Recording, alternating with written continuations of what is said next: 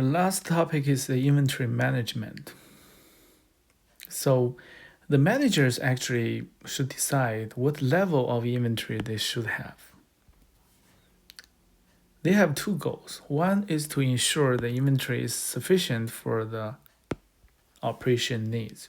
For example, they should have enough raw material for production, or they should have plenty of inventory for sale. Okay? And also, holding inventory is very costly. Inventory is subject to impairment, loss. So, holding too much inventory will result in losses. So, this is a conflict or a trade-off. So, there's tools used to balance this trade-off. One is the computerized inventory controlling system.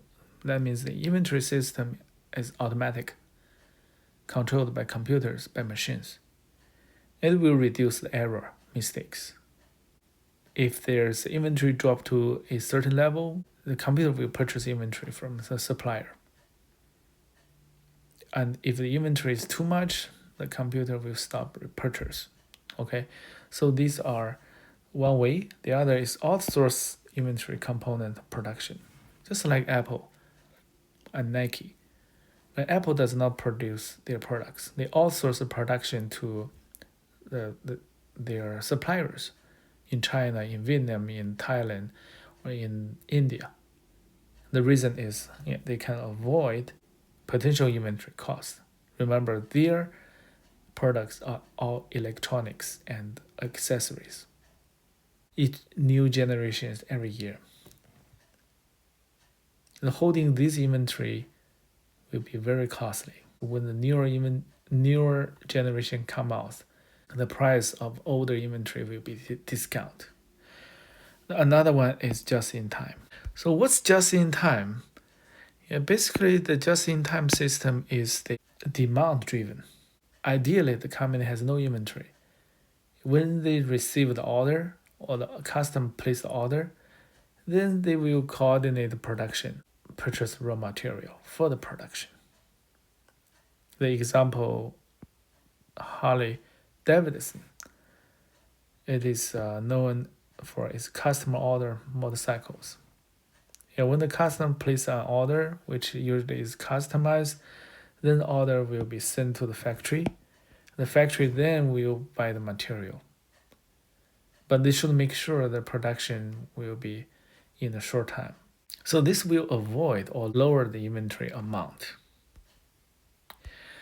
Next is some financial ratios we introduce in each chapter, similar to the prior chapter.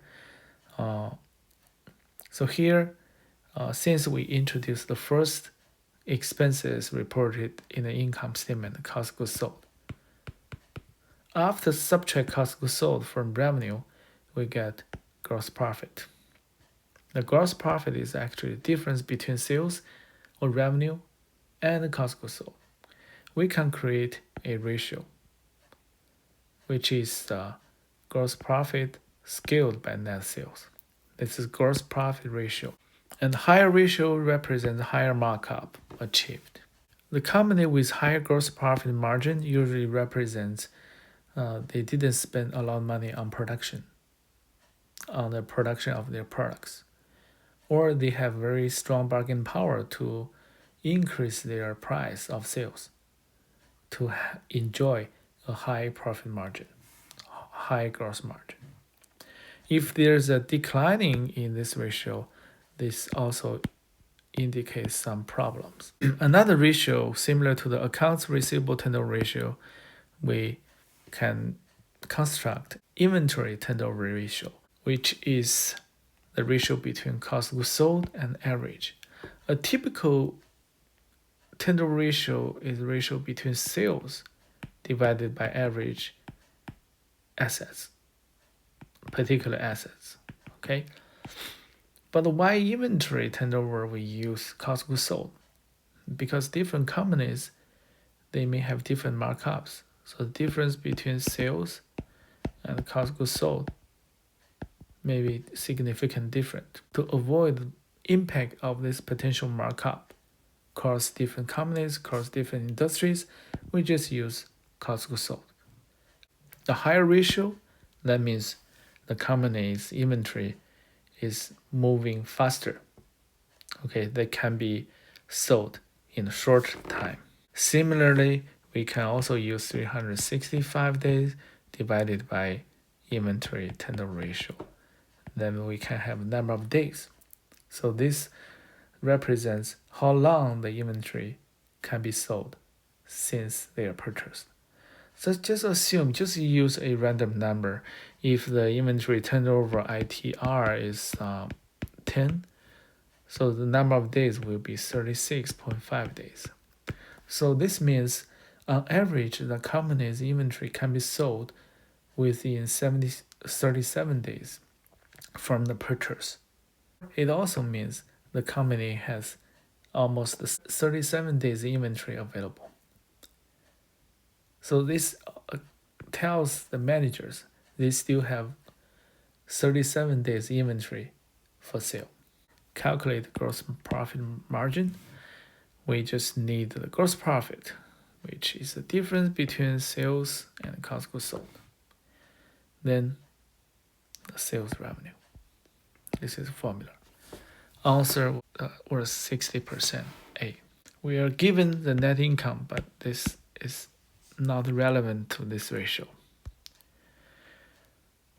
The next one is turnover. We need cost of goods sold, which is given. We also need the average inventory. We have the beginning balance inventory, ending balance inventory. We just calculate the average. Finally, we get 3. Inventory turnover ratio is 3.